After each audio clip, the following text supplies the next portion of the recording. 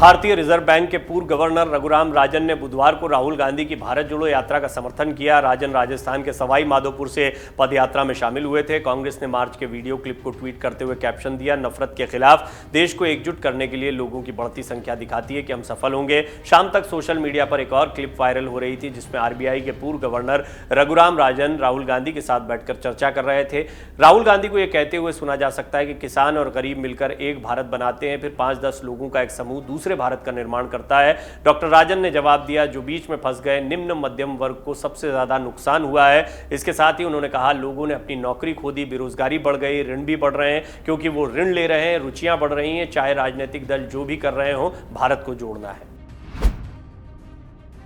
उपचुनाव में मुलायम सिंह यादव की मैनपुरी सीट दोबारा जीतने और मुजफ्फरनगर की खतौली सीट भाजपा से छीनने से उत्साहित समाजवादी पार्टी अगले लोकसभा चुनाव की रणनीति बनाने में जुट गई है और इस कड़ी में अब चाचा शिवपाल यादव भी उनके साथ दिखाई दे रहे हैं। सपा एक बार फिर यूपी के छोटे दलों को साथ लेने की कोशिश में लगी हुई है। वहीं इस बीच सपा को छोड़कर अलग हुए सुभाषपा प्रमुख ओपी राजभर ने दोबारा पार्टी में शामिल होने के संकेत दिए हैं। राजभर ने अखिलेश यादव से सुलह के लिए एक शर्त रखी है। ओपी राजभर चाहते हैं कि पहल शिवपाल की तरफ से हो। राजभर ने कहा कि अगर शिवपाल यादव कहेंगे तो अखिलेश यादव से सुलह संभव है। उन्होंने कहा कि शिवपाल यादव राजनीति के मंजे हुए नेता हैं, वो कड़ी मेहनत करने के बाद यहां तक पहुंचे हैं। उन्होंने मुलायम सिंह यादव के साथ कई सालों तक यूपी के जिलों को मथा है। वो जनता के बीच काम करने वाले और समाजवादी पार्टी को सत्ता में पहुंचाने वाले नेता हैं।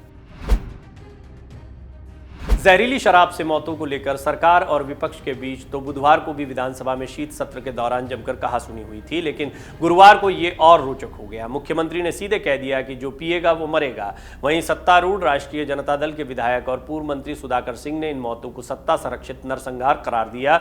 गुरुवार को राजद के वीरेंद्र जहां जहरीली शराब से मौतों के लिए भाजपा पर जिम्मेदारी डाल रहे थे, वहीं राजद के प्रदेश अध्यक्ष जगदानंद सिंह के बेटे और बगावती तेवर के कारण मंत्री पद गंवाने वाले सुधाकर सिंह ने सरकार पर बड़ी चोट की। इससे पहले मुख्यमंत्री नीतीश कुमार ने कहा था कि बिहार में शराब के सेवन पर रोक है, लोगों को समझाने की जरूरत है। उन्होंने कहा कि जो गड़बड़ कर रहा है उसे पकड़िए, उसे अच्छा काम करने के लिए प्रेरित करिए। हम तो बापू और बिहार की महिलाओं की इच्छा से शराबबंदी लागू किए हैं।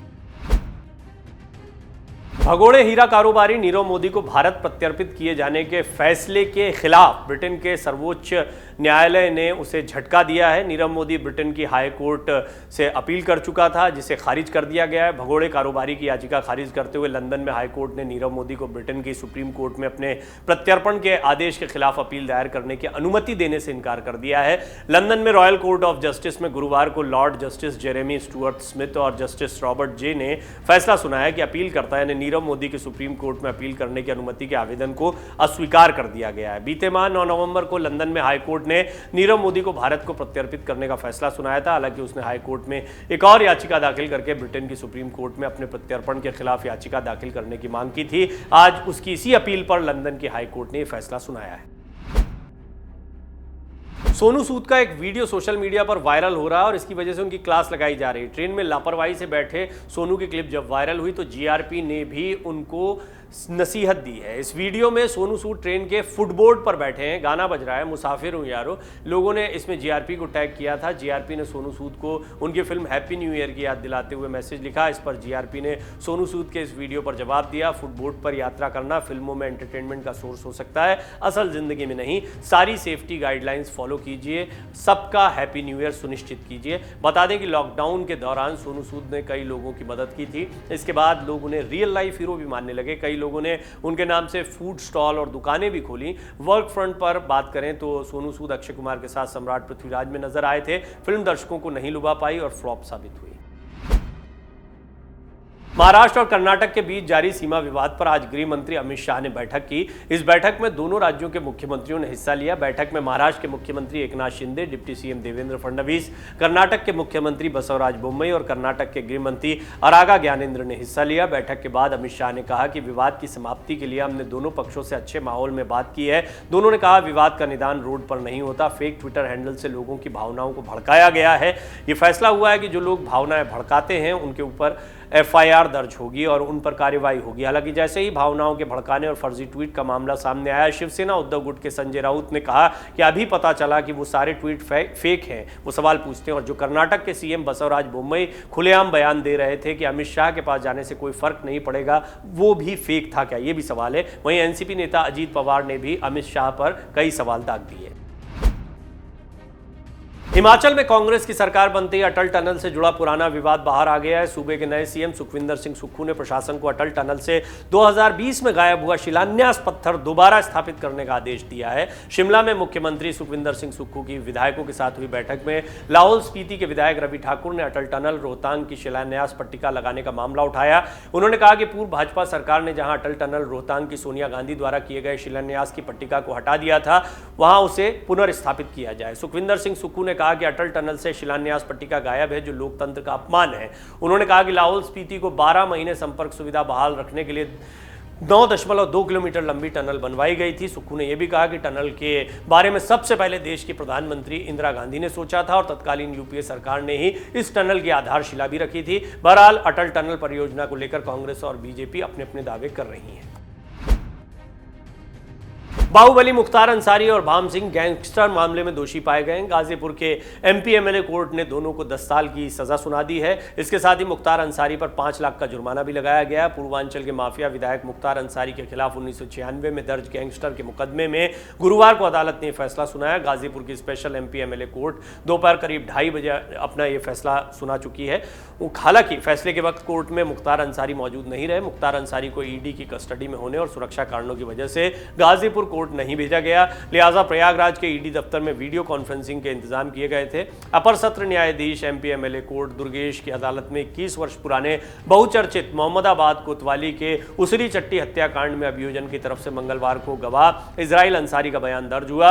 आरोपियों के अधिवक्ता द्वारा जिरह भी अंकित की गई। 20 दिसंबर को अगली तिथि नियत की गई है। अर्थव्यवस्था पर केंद्र सरकार का घेराव करते हुए तृणमूल कांग्रेस सांसद महुआ मोइत्रा ने एक तरफ पप्पू की खोज वाले बयान को दिया, जिससे वो चर्चित हो गई एक बार फिर। उनके इस बयान पर वित्त मंत्री निर्मला सीतारमण ने भी हमला बोला। उन्होंने मोइत्रा के उपहास पर पलटवार करते हुए कहा कि टीएमसी सांसद को ऐसे बयान देने से पहले अपने गिरेबान में झांक कर देख लेना चाहिए। मोइत्रा के बयान में उन्होंने कहा था कि पागल के हाथ में माचिस किसने दी है। इस पर सीतारमण ने पलटवार करते हुए कहा कि सवाल ये नहीं कि माचिस किसके हाथ में, बल्कि ये महत्वपूर्ण है कि ये कैसे उपयोग में आती है। उन्होंने तृणमूल कांग्रेस और पश्चिम बंगाल पर यह वार किया। उन्होंने कहा कि केंद्र सरकार ने माचिस का उपयोग लोगों के जीवन में उजाला लाने के लिए किया, जबकि पश्चिम बंगाल में चुनाव के बाद आगजनी हुई। उन्होंने बंगाल सरकार के बहिष्कार की ओर इशारा करते हुए लंबी और व्यंग्यपूर्ण टिप्पणी में टीएमसी सांसद की बातों का खंडन किया। केंद्रीय वित्त मंत्री निर्मला सीतारमण ने बुधवार को पूरक अनुदान मांगों पर चर्चा के दौरान कहा, माननीय सदस्य महुआ मोइत्रा ने सवाल किया है कि पप्पू कौन है, पप्पू कहां है। उन्हें अपने गिरेबान में झांकना चाहिए या गृह प्रदेश में देखना चाहिए। वो पश्चिम बंगाल में पप्पू को ढूंढ लेंगी।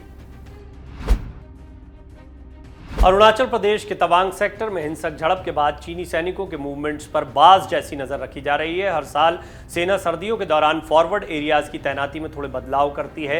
ताज़ा झड़प के बाद सैन्य तैनाती में बेहतरी की भी तैयारी है। एक वरिष्ठ सैन्य अधिकारी के मुताबिक, हम ये सुनिश्चित कर रहे हैं कि कठोर मौसम और टेरेन के चलते हमारे रिस्पॉन्स टाइम और क्षमता पर कोई असर नहीं पड़े। इसके लिए हम सैनिकों, कॉम्बैट रिजर्व्स, लॉजिस्टिक्स बेसिज और गोला बारूद के रीएडजस्टमेंट्स में लगे हुए हैं। ऐसा 3488 किलोमीटर लंबी एलएसी के तीनों sectors western Ladakh, middle Uttarakhand, Himachal और ईस्टर्न यानी सिक्किम, अरुणाचल में किया जा रहा है। खास नजर पूर्वी लद्दाख पर है, जहां लगातार तीसरे साल सर्दियों के दौरान अग्रिम मोर्चों पर दोनों सेनाएं तैनात हैं। इसके अलावा अरुणाचल में भी निगरानी बढ़ा दी गई है। तवांग सेक्टर की सुरक्षा के लिए भारी फोर्स तैनात है, क्योंकि चीन इसे दक्षिणी तिब्बत बताकर दावा करता है। तवांग से भूटान को भी उसके पूर्वी छोर पर सुरक्षा मिलती है। डाउनलोड करें अमर उजाला ऐप और पाएं खबरें लगातार। अगर आप ये वीडियो YouTube पर देख रहे हैं तो हमारे चैनल को सब्सक्राइब करें और बेल आइकन को दबाना ना भूलें। अगर आप Facebook पर ये वीडियो देख रहे हैं तो हमारे पेज को लाइक करें।